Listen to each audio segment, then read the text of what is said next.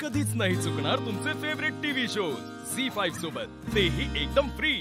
नमस्कार, माझं नाव योगिता मुकुंद परांडकर, माहेरचं माझं माहेर पंढरपूर आहे आणि इथलं नाव योगिता अजिंक्य बोंडगे। आम्ही जॉईंट फॅमिली आहे, 11 मेंबर आहेत। आमचे आजं सासरे आहेत माझे 90 वर्षाचे। त्यांना आमचा नमस्कार। त्यांची खूप इच्छा होती, मला 10 वर्ष झालं माझ्या लग्नाला, मला बोलले होते की योगिता तू एवढी ॲक्टिव्ह आहे ते आपण तुझं नाव नोंदूया। मग मी त्यांना आज आशीर्वाद घेऊन आले की तुमच्या आशीर्वादामुळे मी आज इथे आहे। पण त्यांचाही आम्हाला आशीर्वाद मिळेल असं बघा। हो नक्की नक्की नक्की, नाही ते एकट्याच घेऊन आले आशीर्वाद। माझी पण आजच सासू आहे। हे बघा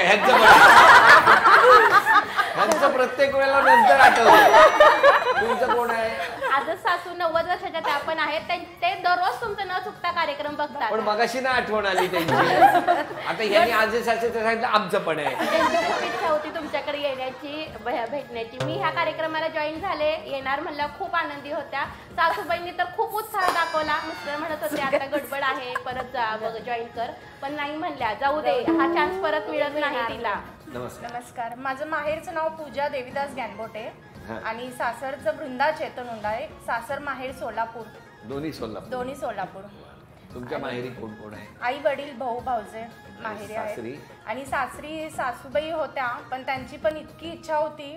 सासू सुनांचा 15 वर्षापूर्वी शो होता, प्रचंड इच्छा होती, पण काही कारणांनी जमले नाही। पण आता त्या यात नाही आहेत, पण त्यांना म्हणजे ते असले असे तर खूप त्यांना छान वाटतं असतं। माझे मिस्टर, 2 मुली आणि मी, असं आमची छोटंसं कुटुंब आहे। नमस्कार सर, माझं नाव तेजल संजय सरवदे, माहेरचं नाव, आणि सासरचं नाव तेजल अनिकेत जवंचा। मी माहेर कुठलं? माहेर कर्नाटक, रबकवी म्हणून गाव आहे, सोलापूर। बरं, तुमचा कधी अबोला झालाय? बोला म्हणजे मी जास्त बोला धरतच नाही, जरी काय असेल तर कोणाशी वाद झालाय कधी? वाद आता घरात आणि मैत्रिणींमध्ये विचार? मैत्रिणींमध्ये पण होतं, पण लगेच मी क्लिअर करून टाकते। कोणाबरोबर झालं अबोला? आता पूर्ण ग्रुप सांभाळायचं म्हणलं, प्रत्येकाचं माइंडसेट वेगवेगळं असते ना। तुम्ही मॉनिटर आहात, जास्त करून ह्या दोघींचा अबोला खूप दिवस राहिला। कोणाचा? योगिता आणि मला सांगा, योगिता कोण? आणि मग ह्यांच्यात अबोला खूप दिवस होता। आता बाकी 4 जणी शांत राहा। आता सहज आपण फ्रेंड्सला अंबाबाई म्हणतो, मग एकदा आमच्या कार्यक्रमात हिला अंबाबाई म्हटली। कोण? पूनम।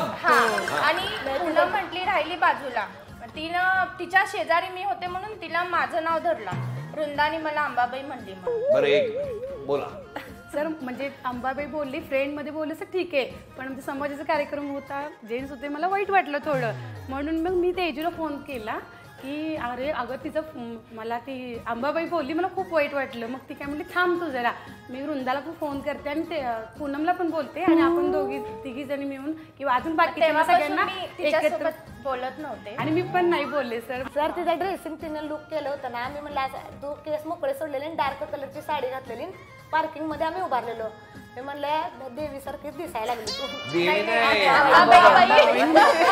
पण बघा मार्गशीर्षामध्ये साक्षात अंबाबाई देवीचं उल्लेख झाला हो की पण तो एवढा विषय वाढला की आमचं राधाकृष्णाचं मंदिर आहे, मग तिथे गोकुळाष्टमीचा कार्यक्रम मोठ्या प्रमाणात होतो आणि नवरात्रीचा अष्टमीचा पण कार्यक्रम होतो। मग त्यावेळेस आम्ही दांडिया, गरबा, डान्स सगळं आयोजन 10 वर्षापासून चालू आहे सगळं। मग त्यात लहान मुलीपासून आम्ही मोठ्या पण सहभाग असतो, पण ह्या भांडणांमुळे ह्या वर्षी तो कार्यक्रम झाला नाही।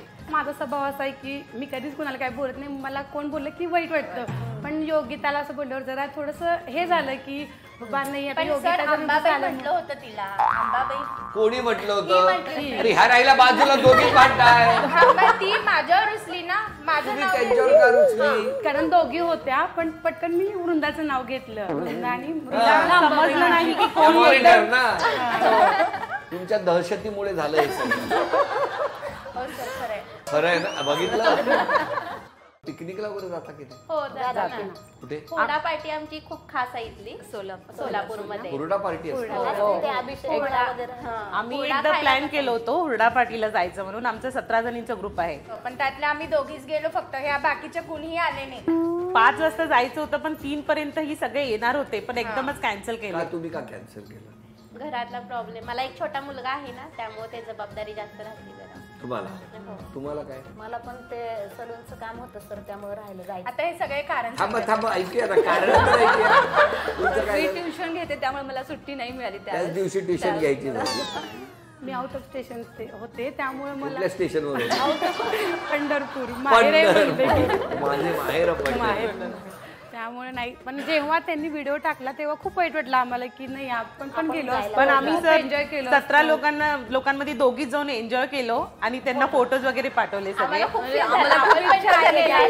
सर आम्ही कोणताही म्हणजे ठरलं तर मिस करत नाही, डायरेक्ट जातो येणार आहे. किती प्रॉब्लेम असू दे घरी पण आम्ही तिथे जातो. चालूच असते सर. तरी आमच्या ग्रुपची बॉन्डिंग खूप छान पण आहे मला सर. सांगा, ग्रुपमध्ये एकमेकींना काहीतरी नावं ठेवली जातात, काहीतरी बोललं जातं, तसं तुमच्या ग्रुपमध्ये कोणाला काही बोललं जातं का?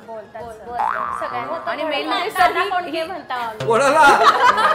हिला दादा कोण डबल मिनिंग काय आमचा असं कितीचा ग्रुप जमला ना तर काही बोलायला लागलं तर डबल मिनिंग काढते आणि चेष्टेवारी हसण्यावरती विषय घालवती. मला पण एकदा अजून एक ग्रुप मधली मैत्रीण आहे, मग ते कितीचे हिशोब वगैरे असतो ना, ती मला काय म्हणली तू पैसे वापरत असशील असं म्हणली, तेव्हा मला खूप वाईट वाटलं आणि मग ते सगळे पैसे माघारी देऊन टाकले सर.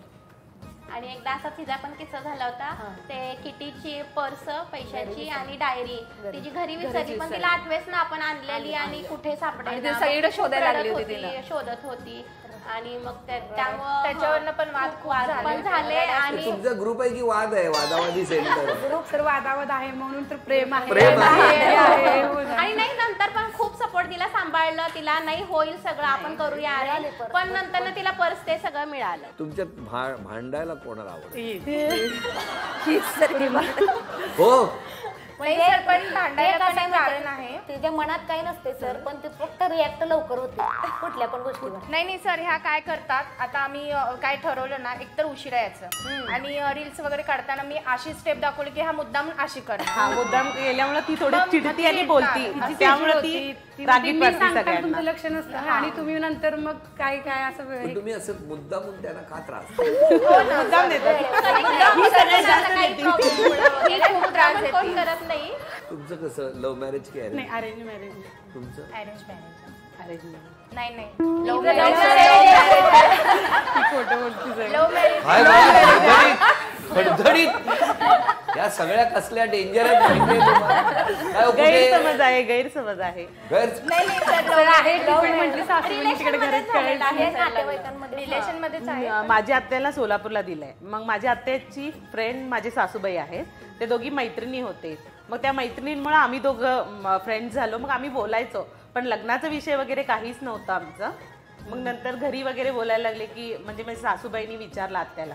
मग माझे घरचे पण हो बोलले आणि गहिनीनाथ महाराज औसेकर आमचे गुरु आहेत, त्यांनी पण मग म्हणजे माझे फोटोज वगैरे बघून म्हटले की ठीक आहे, केलं तर चालेल. मग ते असं लग्न झालेलं आहे. फ्रेंड्स असल्यामुळे सगळे लव्ह मॅरेज म्हणून क्रिएट केलं. झी5 ॲप डाउनलोड करा आणि पहा सर्व एपिसोड्स एकदम फ्री.